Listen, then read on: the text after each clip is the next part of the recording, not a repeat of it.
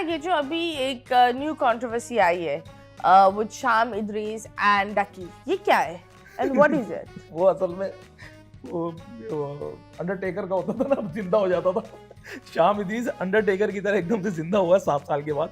7 साल के बाद हाँ, वो असल में कंट्रोवर्सी हुई थी। डकी वर्सेस शाम एक फड्डा चला था कि डकी कहता था कि इसने मेरे फादर को कॉल किए, धमकियां दी हैं, वो दी हैं, जिसकी वजह से। मेरी बात सुने, क्या ये यूट्यूबर्स धमकियां देते हैं, एक दूसरे को किडनैप करते हैं, या ये एक ड्रामा होता है? लेकिन मुझे तो पता नहीं, चूंकि मेरे जो सर्कल है, नहीं आता कि ये इतने फड्डे तो कहीं होते नहीं है जितना ये लोग आपस में कर रहे होते। समझ में नहीं आता। डेली लाइफ में इतनी चीजें हो नहीं सकती। तो कहीं ना कहीं अब वो सवाल आ जाता है कि कहीं ये फेक तो नहीं है, fake it till you make it. तो ये वाला चक्कर मुझे लग रहा है। बट जाहिर सी बात है, अगर मेरे सर्कल की बात करेंगे, जो मेरे साथ के जो और जो दूसरे जो दोस्त हैं, हमारे बीच इतने सालों में कभी कुछ नहीं हुआ। अगर कुछ मसले भी होते हैं ना, हम आपस में कॉल करके सुलझा रहे होते हैं, हम वो स्क्रीन पे नहीं लेकर आते। बट ये चीजें स्क्रीन से स्टार्ट, चोर घुसा स्क्रीन पर नजर आ रहा है, चोर घुस रहा है, किडनैपिंग हो रही है, चोर फड्डा हो रहा है, ये सब चीजें कैमरे में नजर आ रही है। मतलब कैमरे वालों को नहीं क्या है जो वो बार बार बोल रहे हैं कि शाम इदरीस ने 7 साल बाद एक्सपोज किया डकी को? क्या एक्सपोज है? देखें, डकी के एक्चुअली डकी पहले बनाता था रोस्टिंग वीडियो। हाँ। डकी ने कोई रोस्टिंग वीडियो बनाई थी शाम इदरीस पे। हाँ। शाम ने, जाहिर सी बात है, शाम को शायद वो अच्छा नहीं लगा होगा, कंसर्न नहीं लिया होगा, या कुछ और बहुत पर्सनल हो गया होगा वो। भी थी फ्रॉगी। हाँ, तो वो शायद उसको लगा होगा बहुत ज्यादा पर्सनल हो गया, मेरी फैमिली के बारे में बात कर रहा। तो उसने उसके चैनल पे स्ट्राइक दी थी, जिसमें फेसबुक का पेज डिलीट हुआ था उसका, डकी का। इसी तरह उसके यूट्यूब पे स्ट्राइक दी थी शाम इदरीस ने, और वही स्ट्राइक के गेम की वजह से एक फड्डा चला था। फिर यहाँ से शाम इदरीस कोई वीडियो आती थी, वहाँ से डकी की कोई वीडियो आती थी, और ये सिलसिला महीने तक हमने बर्दाश्त किया था। Really? और फिर उसके बाद ये सॉर्ट आउट हो गया था, चीज़ें वो हो गई थी। डकी का ये कहना था भाई इसने मेरे फादर को धमकियाँ लगवाई हैं, ये है वो है, साइबर क्राइम से। तो जिसकी वजह से जाहिर सी बात है हम भी थोड़े से वो हो गए थे, यार ये इस कम्युनिटी में ये क्या हो रहा है, मतलब हाँ। ये घरों तक क्यों पहुँच रहे हो। तो उस वक्त सबने शाम इदरीस को मतलब एक यही कहा था कि यार गलत हरकत की है इसने। आई थिंक उसको कैंसिल कर दिया था ज्यादा, बिकॉज़ ऑलमोस्ट क्योंकि वो आपके सामने एक नैरेटिव था। हाँ। अब वो फॉरवर्ड करते हैं स्टोरी को 7 साल के बाद। एक यूट्यूबर है तलहा रिव्यू के नाम से, ओके। उसके अभी घर में कोई इदारे वाले लोग आए और उसके बाप को उठाया, थाने ले गए, 2 दिन तक रखा अपने पास। उसके किसी टीम मेंबर को भी ले गए, वो उस वक्त नहीं था घर पे। और उसके पीछे भी यही स्टोरी सामने आई कि इसने कोई वीडियो बनाई थी, एक्सपोज किया था कुछ कोर्सेज को। तो उसका ये ख्याल है कि भाई ये वाले जो अफराद हैं, इन्होंने किडनैप करवाया मेरे फादर को। तो वही स्टोरी कहीं ना कहीं निकल के आ गई कि ये बंदा तो खिलाफ था उस चीज़ के, जो शाम इदरीस का मैं पॉइंट ऑफ व्यू दे रहा हूँ कि भाई ये चीज़ें ये उस वक्त खिलाफ था, और आज ये वही चीज़ें कर रहा है। ये मेरी फैमिली ब्लॉगिंग पे इसको मसला था, आज ये भी कर रहा है। इसको मसला था कि भाई ये फेक करते हैं, आज ये भी वही कर रहा है। और वो जो फैमिली के साथ जो हुआ था, थ्रेटन किया था, आज इसने भी दूसरे की फैमिली को किया। तो वो उसने बताया कि बस देख लो, मैं विलन नहीं था उस वक्त, विलन वो था। तो भाई और उसने अपने ये चीजें, तो हीरो विलन बनना जरूरी है व्लॉग इंडस्ट्री में? मुझे तो लगता है ये व्लॉग इंडस्ट्री इतनी टॉक्सिक है, अल्लाह माफ करे, मैं सुनकर खो गई।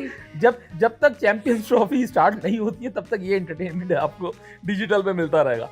अभी हाँ, तो बस एज अ व्यूअर मैं एज अ कंटेंट क्रिएटर तो देख ही नहीं रहा, एज अ व्यूअर देख रहा हूं। हमेशा मैं देखती हूँ रजब भट्ट और डकी साथ बैठे हुए, तो वो बेस्ट फ्रेंड्स है या डकी का? आजकल तो लग रहा है कि ये या डकी का ज्यादा रोल है रजब को उस पीक पर लाने के लिए? मेरे ख्याल से शायद रजब इंस्पायर होगा डकी से, उसके डेली ब्लॉगिंग से मुझे कहीं ना कहीं इंस्पिरेशन होती है। Okay, but I also think, देखो मैं ब्लॉग्स देखती हूँ शावीर के भी, शावीर जाफरी। हाँ, I love his blogs, they are so nice. मतलब मजा आता है, उसकी पॉडकास्ट भी देखती हूँ। They're good vlogs. I don't know if he does the daily ones or that, but I've seen a few vlogs and they're very nice. Not very, उसकी भी बेगम है, but it's not on the face. Like एक होता है hard game, it's home decoration, अच्छी चीजें होती है। आप प्लान करके एक चीज, एक आपको पता है कि आपको कितना दिखाना है, हर चीज नहीं दिखानी है। तो शाबिर के कहीं ना कहीं ब्लॉग में शायद आपको वो चीज़ नज़र आती होगी कि इसने बड़ा लिमिट रखा हुआ है कि आवाम को कहाँ तक रखना है, हाँ कहाँ तक दिखाना है ट्रू। और अपनी प्राइवेसी को भी मेंटेन करना है। ओके, जब बात होती है प्राइवेसी की, अगर आपने अभी देखा होगा दैट प्राइवेसी ब्रीच होने पर वो सैफ अली खान के साथ क्या हुआ, it's the same thing and I believe Saif that, Ali Khan कहता था कि मैं घर में घुस के मारूंगा उसको, कोई मार के चले गया। हाँ, बट द रियलिटी इज कि जब प्राइवेसी ब्रीच होती है तो कोई भी किसी भी तरह का कदम उठा सकता है।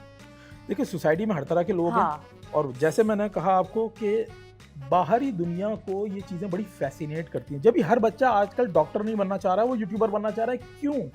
क्योंकि उसने देखा कि यार ये बड़ी लेविश लाइफ है, बड़ी गाड़ी है, हर जगह घूम रहे हैं, पैसा ही पैसा है, हाँ। ये ले रहे हैं, वाइफ को कभी कोई फलाना बैग गिफ्ट कर रहा है, $20,000 का, ये हो रहा है वो हो रहा है। तो एक बाहर के बंदा वो स्ट्रगल तो नहीं देखता, वो फाइनल प्रोडक्ट देख रहा है और उसको लग रहा है कि यार ये तो बहुत इनके पास पैसा है। ओके, तो हर तरह के लोग देख रहे हैं आपको, क्रिमिनल माइंडसेट वाले भी लोग देख रहे हैं। जाहिर सी बात है, जैसा कि हमारी रोजी रोटी है भाई कंटेंट बनाना, उनकी रोजी रोटी है डकैती है मारना। तो एब्सोल्युटली। आप अपना कहीं ना कहीं आपने तमाम चीजें बताई भी हैं कि कितने गार्ड्स हैं आपके पास, कहाँ गार्ड्स खड़े हुए हैं। तो और आप मुझे अपने लिए बताइए, मसला ज्यादातर क्रिएट हम करो। मजीद बात करेंगे कि मैंने ये सुना भी है, अब पता नहीं ये बात सच है या नहीं, कि बहुत दफा तो ये जो दिखावा होता है वो सच भी नहीं होता। गाड़ियां लेते हैं कुछ टाइम के लिए, फिर बेच देते हैं, डीलरशिप से गाड़ियां उठाते हैं, प्रमोशन के उसमें बोलते हैं मैंने गाड़ी ली है और फिर बेच भी देते हैं। तो बहुत सारी ऐसी चीजें होती है। अब क्या कितनी ये बात सच है या नहीं, ये आप बताएंगे हमें ब्रेक के बाद। ब्रेक पर जाएंगे, स्टे ट्यून्ड।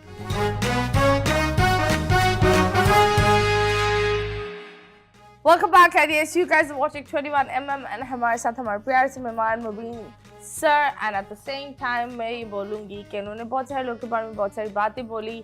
और जब हम बात कर रहे थे फेक डॉलर्स क्या होता है? अच्छा, जैसे कि आप कभी कवाली में जाते हैं ना, आहा, तो पहले तो ये होता था उनके पास अक्सर जगहों पे रियल नोट्स होते हैं, तो आपको जाहिर सी बात है लुटाने होते हैं, उन्हीं से आप खरीदते हो और वो आप लुटाते हो, तो फ्लैक्स हो जाता है आपका। इसी तरह बहुत सारे कवाल एक फेक नोट्स भी रखते हैं कि आपको तो खाली लुटाना ही है, तो भाई आप उसकी कीमत अदा करो, कवाल को वही एट द एंड कवाल को ही देने आपने, तो वो फेक नोट्स लुटा देते हैं। इस तरह नोटों की भी बेहुरमती नहीं होती। इसी तरह अब आप बाहर के क्लब्स में जाएं तो वहाँ पे जैसे कि अरब कंट्रीज में अब वो कहते हैं कि भाई हमारे नोट नहीं लुटाना किसी को, क्लब्स में लोग अक्सर करते हैं क्योंकि डिसरिस्पेक्ट के जुमरे में आता है। तो वहाँ पे क्राउन निकाले में कि आपने भाई इतने 1000 दिरहम का क्राउन लेके पहना दिया जिसको भी आप पहना रहे हो। इसी तरह यहाँ पे भी बहुत सारी प्रिंटिंग कंपनीज हैं जिनके एड्स चल रहे होते हैं, ये फेक करेंसी के बिल्कुल रियल लगते हैं डॉलर्स, बट जाहिर सी बात है जब आप हाथ में लोगे तो आपको लगेगा फेक है, बट कैमरे पे दिखाओगे तो आपको फेक नहीं लगेगा। इस तरह दूर से अगर कोई देखे तो बिल्कुल जो हम अपनी वीडियोस में भी यूज करते हैं, अगर हमें कहीं चाहिए तो म्यूजिक वीडियोस में होती है, तो वो फेक डॉलर्स होते हैं। तो अगर मैं उसको लुटाऊं तो कैमरे पे तो ये लग रहा है कि मैं डॉलर लुटा रहा हूँ। तो बहुत लोगों का ये मतलब अक्सर लोग मतलब इट्स अ वेरी डीप दिखावा। मैं लोगों को ये कह रहा हूँ कि ये देख के इन्फ्लुएंस में ना आए, क्योंकि देखिए डिजिटल पे जरूरी नहीं है आप जो चीजें देख रहे हैं वो रियल हो। अगर मैं अपनी किसी वीडियो में ये दिखा रहा हूँ कि यार मैंने ये अपनी गाड़ी बेच के ये गाड़ी ली है और वो मेरी स्किट है, कॉमेडी स्किट, तो वो स्किट होगी, स्क्रिप्टेड होगी, उसमें जरूरी नहीं है वो गाड़ी मेरे पास है। अगर फहद मुस्तफा ने हानिया आमिर से शादी की तो रियल में नहीं की थी, वो ड्रामे में हुई। तो इसी तरह बहुत सारी चीजें ऐसी होती हैं जो कि खाली कैमरे या व्लॉग की वजह, व्लॉग को एक्साइटिंग बनाने के लिए चीजें होती हैं। तो उसके मतलब उस इन्फ्लुएंस में ना आ जाए या अपने आप को एहसास कमतरी का शिकार ना कर लें। और आई बिलीव हर इंसान का नसीब अलग अलग है। बिल्कुल, हर इंसान, मुझे ये लगता है कि जो आपका नसीब है वो किसी और का नसीब नहीं हो सकता, और जो किसी और का है वो आपका नहीं हो सकता। अगर आप